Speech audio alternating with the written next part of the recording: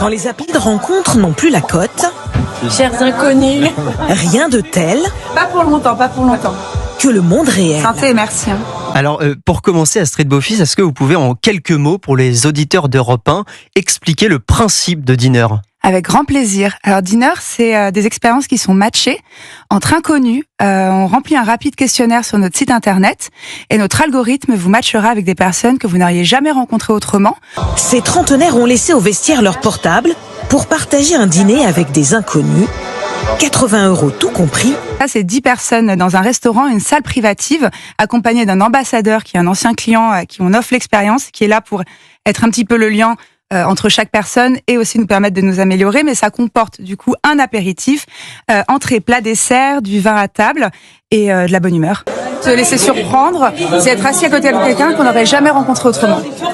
Exit les couples, ici on vient d'abord pour se faire de nouveaux amis et pourquoi pas un chéri ou une chérie sans l'aide des applis. La vraie vie, il n'y a rien de tel. Sur les applis, bonjour, ça va? Ouais, et toi? Bon, ça va pas bien loin, t'habites où? Tu vois, c'est très limité. Beaucoup de convives ont un point commun, un certain désamour pour les applis de rencontre. Ce que j'ai vécu, c'est d'être sur les sites de rencontres, de swiper comme ça. Et puis de sites de rencontres, je suis passée sur Vinted pour aller me chercher des chaussures. Et en fait, je me suis dit, mais c'est terrible de choisir un mec comme on choisit des chaussures. Droite, gauche. Voilà. À la fin, t'as le doigt, on est paralysé. Et à la fin de la soirée, t'as matché avec 10 personnes, mais parlé avec aucune. Et travaillant de chez moi, je me suis rendu compte qu'il y avait un vrai sentiment de solitude autour de moi et même par ma propre expérience personnelle.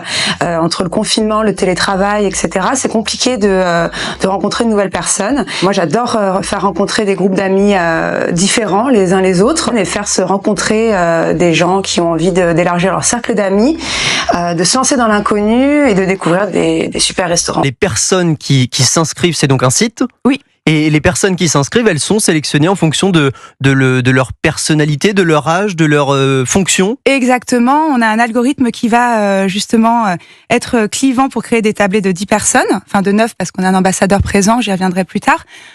Et du coup, tout ce qui est, par exemple, les passions sont mixées, les métiers sont mixés parce que le but du jeu, c'est qu'on se retrouve pas avec des semblables.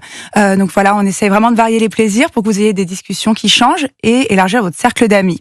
Comment elles sont organisées, les tables ensuite dans ces restaurants-là, pendant ces dîners ? En fait, c'est l'algorithme qui va du coup vous matcher avec des personnes qui sont complémentaires et puis après, c'est la magie qui opère. Là, alors je crois savoir que c'est Paris, Lille, Bordeaux et Rennes pour l'instant, votre site. Ah, on est dans 50 nouvelles villes en France. Okay. Février, on est aussi à Londres. Enfin, on s'est exporté un petit peu, mais on préfère quand même se positionner plus sur la France. On a envie d'être partout là où il y a plus de 90 000 habitants.